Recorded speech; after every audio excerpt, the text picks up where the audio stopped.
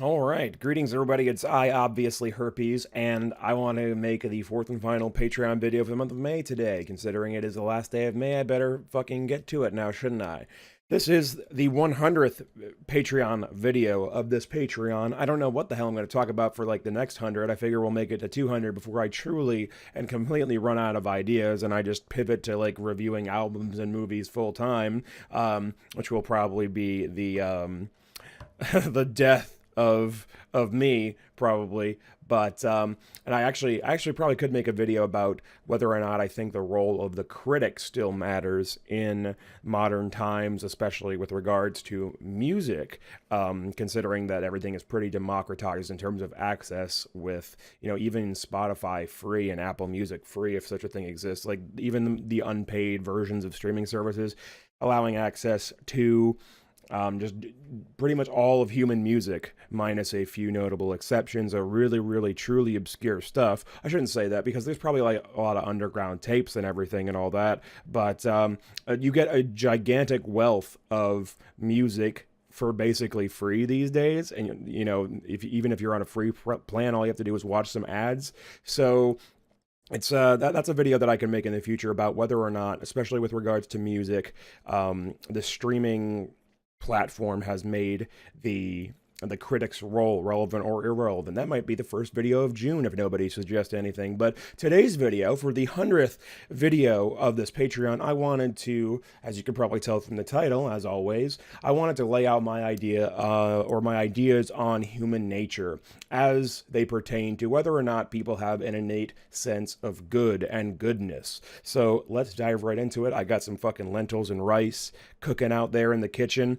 I forget if I ever did a Cooking with Christ about Mujadara, and I think I just said I was going to do it and never got around to it. But it's literally just lentils and rice and then some onions you caramelize over a low heat in a pan, and it's fantastic. And what you can do that I just discovered recently, despite having made this recipe for many years. Bonus round, bonus Cooking with Christ interlude here for the 100th video special. The new hotness for me with this recipe has been buying plain unsweetened like cashew yogurt or soy yogurt and eating that with the mujadara, so like the lentils and the rice and everything. You wouldn't think it would work because yogurt, but it works so well. Like, I have a little tiny cup of forager cashew yogurt in the fridge, just the plain, like I said, unsweetened kind. I'm going to put that on there, and apparently it's served with like plain yogurt in the Middle East as well. So it's kind of a nice traditional thing, and it adds a nice creaminess to cut the spices as well, without truly diminishing them in any real way. But anyway, I'm obviously Jesus. Let's talk about fucking human nature. So I want to come out and just lay out the premise here in the beginning of the video. I want to say that I don't think that there is a universal good that all people universally ascribe to. However, there is some degree of universality or generality among basically all societal definitions of good. Every society in the world generally has a few core tenets the same as all the others. And those tenets are generally focused on maximizing happiness and reducing harm. Even societies that once practiced such barbaric things as human sacrifice and the death penalty did so out of a genuine belief that, in the case of the human sacrifice, it would benefit their society to do this. They weren't doing it arbitrarily, although they were doing it under what would turn out to be false pretenses, of course, but they were doing it with genuine belief. And, people who believe in the death penalty, they believe that it is what is good for society. They don't, they wouldn't kill a person necessarily because they thought it was, morally ambiguous or morally bad. They're doing it because they truly believe, erroneously, I would say, but people who believe in the death penalty are trying to do something or advocating for something that they truly believe will make society better. So, and I'm not talking about like the moral value of these actions here. A sincere belief alone does not excuse, truly horrible and barbaric and bad things like that. But societies across the globe and throughout history have always done things according to the same basic principles of maximizing happiness and reducing harm. Often this view of good is limited to human animals, not all animals, even still today, but the fact remains that harming others, other human beings at the very least, is frowned upon, and generally everybody on Earth would say that it should be avoided wherever possible. Um, as to whether or not there is like a more inherent and genetic component, we were just talking about the nurture. Now we can talk about the nature. I do think there are probably some genetic predispositions to this as well, combinations of genes. It does make sense to me that, natural selection over the years has favored genes that maximize person-to-person empathy and the ability to work in a community. Not that everybody winds up like that, certainly not, but I think there is probably a genetic bias for genes that make people more empathetic and able to relate to others and able to collaborate with others easily. I think that, it stands to reason that those genes will survive easier than genes that see people being more individualistic and more self-oriented. Not that, they can't, pull themselves up by the skin of their teeth and survive anyway. And I'm sure some of those genes still persist. But I think that in terms of natural selection, it makes perfect sense to me that natural selection would favor the propagation of genes that enhanced empathy and collaboration. Although I think that to go back to the whole nature and nurture thing, I do definitely think that how that form of empathy expresses itself, the form that empathy takes, that is still subject to what you learn as a member of a community. So again, I don't really think there's anything truly universal or innately good about people, because there is such a variance that I think it's hard to argue that anything expressed in life that we see and can quantify is ever merely hard-coded into human nature, aside from like basic biological functions. Certainly nothing that relates to morals and morality and empathy. So yeah, even if there is a genetic predisposition to some of these things, I think that it's still cannot possibly exist in a vacuum unaffected by what you learn in society. I mean, we definitely know there are things like mirror neurons that directly are, evolutionary traits designed to help people relate to other people. So we know the body and genetics have things that pertain to human beings relating to other human beings. But those things are never going to be able to exist in a vacuum. They're always going to be subject to nurture concerns. It's never just going to be nature. And there is no, I don't think, a human nature, in the sense that everything from the moment you're born, from the moment you can hold, somewhat even remotely complex ideas in your head, you're going to have an individual experience, and nothing that is hard-coded into your DNA is not going to be affected in terms of its expression by that individual human experience. So, well, I don't think that people are inherently good. I think the vast majority, virtually everybody, the vast majority of people have a predisposition to act in a way that most others would recognize naturally as good. Or not naturally, but I think most people have a predisposition and come up with that predisposition very, very early on to act in such a way that others will recognize them as good, or at the very least neutral.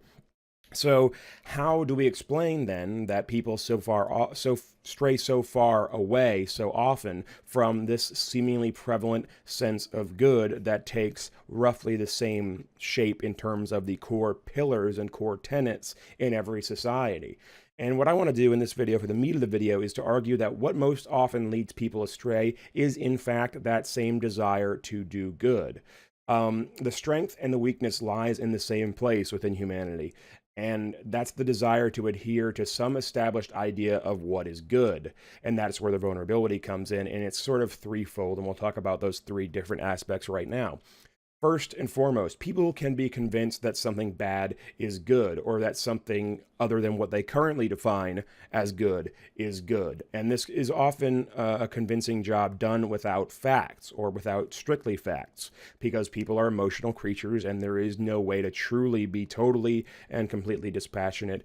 The completely logical and fully dispassionate person is not a person that exists, is not a real thing, because everybody, no matter how many or how emotionally repressed you are, has some degree of emotion that gets involved in their decision making. And that all goes back to that same idea of subjective individual life experiences being tied into everything that you get naturally and that you get from anywhere else.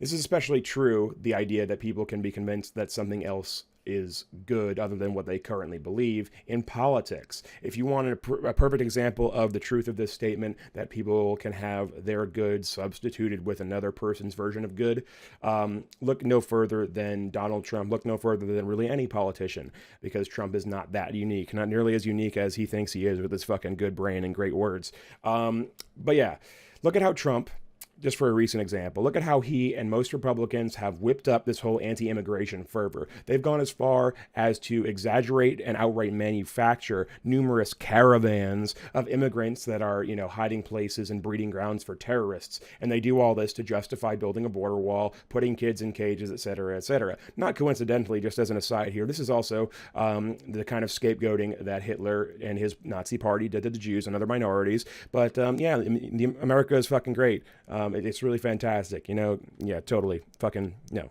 Chris Cuomo said nothing wrong when he said that America was never great. I think I've said this in another video, but we've always been a country with great ideals, but never in history have we achieved those ideals in anything that could be considered a universal form. There's always been some minority in America who is oppressed and who is, getting shit on and is at a disadvantage because of the government. And currently it's people who can become pregnant as well as trans people. So fucking, we're a little bit of new, little bit of old in America right now in terms of who we're shitting on, or in terms of who the Republican government is shitting on.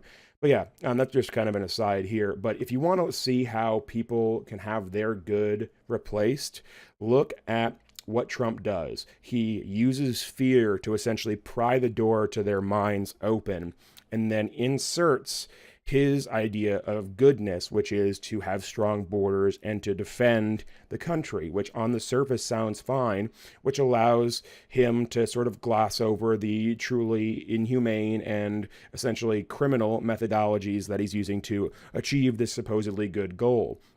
It is honestly basic conman 101 and more prevalent among people, even on smaller individual scales than you might like to think. On some level, pretty much everybody has the desire to make their opinion spread. It's sort of like the selfish gene idea, but for strictly ideas rather than your genetic code. It's like a selfish meme in terms of, how a meme can mean an idea. It's essentially the classic Tom Sawyer type of thing. You want to convince somebody that it's their own idea to take on your opinion, or at the very least move their opinion closer to yours. You want to convince them not only of the validity of their opinion, you want them to acquiesce of their own accord. It's like the movie fucking Inception, but in real life. And some people are far more skilled at this kind of social manipulation than others. And this whole thing exploits the idea that is point number 2 on my list here, which is the idea that everybody is the hero of their own story. No one ever really outright believes that what they're doing is bad. At the very least, they will find a way to say that they are doing something that would be normally considered bad for a good and justifiable, at least, reason. And sometimes they're right. Stealing, society would collapse if everybody stole from everybody. We would have nothing. But what if you're stealing food to feed your starving family? It's really hard to argue, I think, morally, that someone ought to literally starve and watch their family starve in front of them and not lift a finger to try and stop it simply for respect of the law. That's a pretty hard and indefensible position to argue if you, as I would hope most of you guys out there would, if you say that people shouldn't, suffer simply because they exist and are poor. But yeah, and some people wouldn't say that, specifically Republicans. But moving on from that, as a whole other debate for a whole different video, I guess. But yeah, it's hard to argue against somebody breaking a law or breaking an established convention or doing something generally considered bad for a good reason there. But other times it's not so simple. For example, rich people, offshoring and hiding money in, shell corporations to avoid paying taxes, paying their workers a fucking little pissant wage below minimum, or, trying to, hire illegal immigrant labor for the purposes of saving money and essentially screwing out everybody while you're hoarding wealth. And they do this not because they're fucking evil, monopoly villains or what have you. They're doing this because they want a better future for themselves. And a lot of them will say they want a better future for their families and the generations that come after them in their genetic line. But you're still screwing people over. You're screwing a lot of people over if you're in a position like Jeff Bezos was up until fairly recently, when he increased the Amazon minimum wage to $15 an hour. And he also cut bonuses at the same time in order to pay for that, which he probably didn't need to do, and he almost certainly didn't need to do, considering he's the richest man on fucking planet Earth. But yeah, it's hard. It's harder to justify that when you're screwing out over so many more people, and who stands to benefit is still just your immediate family and the generations that come after you. Sort of like the previous example where the person is stealing in order to feed their family. It's kind of the same thing because both people are doing the same thing for their family, but one is a lot more dire, I think, down to a biological level. So, everybody though is the hero of their own story, and you can always say that, I'm doing this not just for myself, I'm doing this for my family, I'm doing this for, this, that, and the other thing, I'm doing this for the world, I'm amassing money so I can be like Elon Musk and single-handedly save the world through the power of fucking putting asteroids on my car's central console. To take it back to the Trump example before, Trump can say to himself that he's doing what's best, he's doing something ultimately good, even though he's doing something in the short term that's bad by distorting the facts about how, little we are actually under threat by immigrants.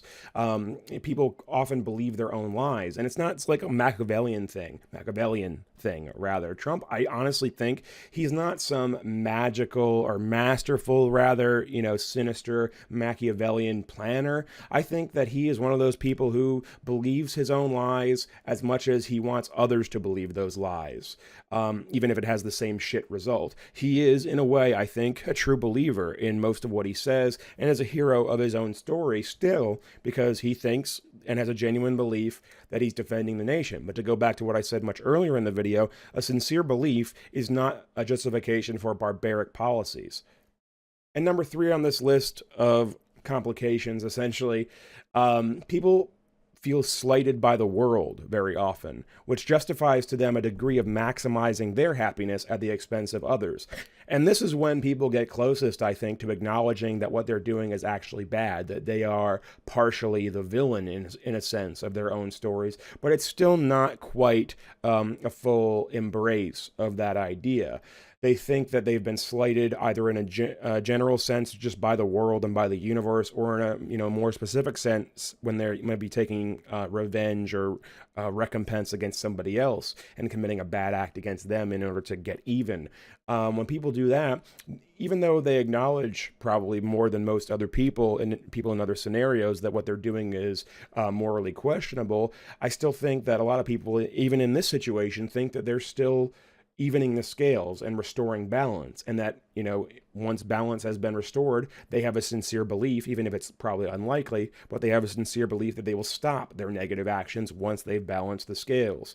It's kind of like a fucking Daenerys Targaryen type thing going on there, but doing a bad thing to ultimately have no more bad things to do. Probably the one good thing the Game of Thrones finale actually did was convey that that type of thinking is circular and that you will never truly be satisfied once you're on that path.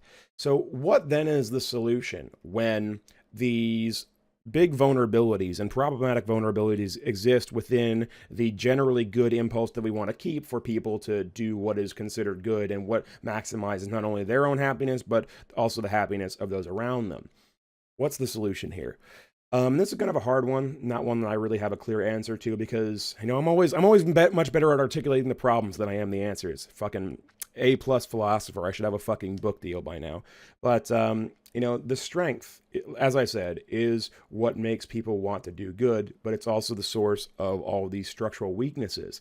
My initial impulse, though, when I was trying to answer this question was to say that one should just define one's own sense of morality. But morality in a vacuum is useless and is as dumb and pointless and completely impractical and divorced from reality as any ultra-purist ideology. We've talked about on this channel, pure consequentialism, pure utilitarianism is not valid because it's this thing called the happiness pump where anybody can just walk up to you and say, and demand you to supplicate yourself and injure yourself or what have you, simply because it would make them happy. So pure utilitarianism, consequentialism, deontology, none of that works in a total vacuum of, ideological purity.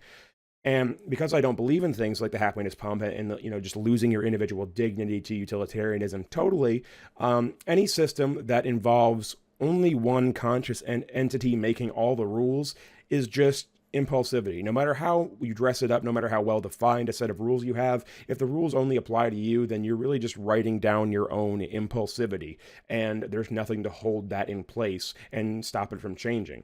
because it's just in a vacuum and it's not realistic or practical. I know this is a vague answer and I really don't have any concrete answer here, but the answer I think is more than anything else in continuing to refine and iterate on one's idea of good based on new information. Never fully trust your gut, but also never fully trust a majority of other people telling you what to do. Each individual has to constantly be questioning and iterating and tearing down and rebuilding and checking the structural integrity of their own moral system. And that system needs to be informed not only by your own individual ideas, because at the end of the day, you're the one who has to live inside of you and live your own damn life, but also you have to live as a member of a larger community, no matter where you live, unless you're a tiny little hermit in a fucking hut, and I guess that doesn't apply to you. But yeah, you have to be constantly checking the structural integrity of your moral compass. Essentially, I'm mixing metaphors here because you don't really have, you don't really check the structural integrity of a compass, but you have to check the structural integrity of your moral house, your moral mansion, your moral mind palace, or what have you, and constantly make sure it's up to snuff and up to code, and that code is as defined by you as it is by other people. And this is what I think is pretty relevant to things like how we handle offensive jokes in comedy. I was watching a little clip of Sarah Silverman and Jim Jeffries the other day talking about historical jokes that have been offensive in the past, and I think that the most important thing is to look at what's happening in the current time and not hold people accountable for not retroactively impose the moral framework of today on the past and punish people for what's been done in the past. There are obviously exceptions when you talk about something that's like sexual assault, where it's actual physical violence, an actual physical act versus a joke you made. Then you have to be a little bit more willing to go back and judge people by newer standards, I think, because there's actual tangible things that happen. But when it comes to stuff that is ultimately just words, hurtful words, of course, like, offensive jokes, racial slurs and stuff like that, I think that when you go back, I think that because they have naturally less impact than a real physical action, I think it's better to just realize that life is growing and dialectical and ever changing, and focus on the now and evolving your moral code for now and for the future rather than looking to the past. But yeah, I think that the ultimate solution here is just this sort of crappy, vague answer I'm going to give you to just go forward and just continue to iterate and never stop learning and evolving. And I think that's kind of the obligation that everybody kind of has when it comes to knowing what moral code to follow. And, an example of this in my own life is, veganism. At a certain point, I just had to confront the idea that there was really no justification for what I was doing when I was harming animals, the planet, arguably myself, bothering my girlfriend, etc.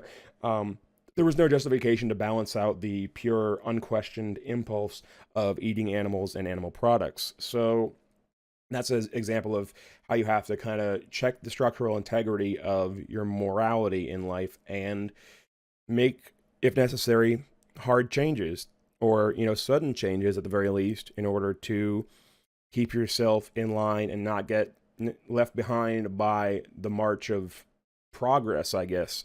Because, like I said, it's not that you have to be pulled along by everybody else, but you need to do your share, in a sense, to not get left behind as well, because you can't expect, and this goes back to the whole offensive comedy thing, we can't expect everybody to move forward in terms of morality at the same pace, but you also can't drag everybody back and keep everybody in the past just for your own sake and for your own ease, because if you did that, you'd be a fucking baby boomer. Who get fucked. But yeah, that's my video for today. I'm obviously Jesus. Thanks very much for watching. Your music recommendation for the week is Young Enough by Charlie Bliss. Good fucking indie, grungy influenced, and also now electronic-y indie pop stuff. Bye.